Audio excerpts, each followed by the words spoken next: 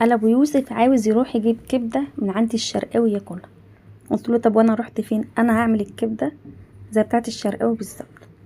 جبت كيلو كبده بانيه، وهنا جبنا بصل ونص معلقه توم، نص معلقه هريسه، دي التوابل، كمون وبابريكا وملح وشطه، توم باودر وبصل باودر، ومعلقتين خل ومعلقتين ليمون. والكبده ما بتتغسلش.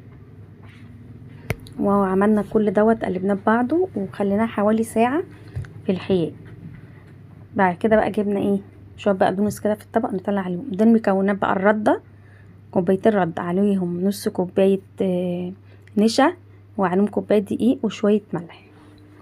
وقلبنا كل دوت في بعضه. وبعد كده حطينا الكبده في الرده والدقيق، وضغطنا عليها جامد عشان ما تمسكش وتعمل قشره في الكبده وتطلع، ويكون بقى زيت غزير وسخن زي ما الزيت بيغلي كده قدامكم. ونحمرها وما نقلبهاش الا لما تحمر عشان ما تتهريش مننا والرده والدقيق يطلع منها.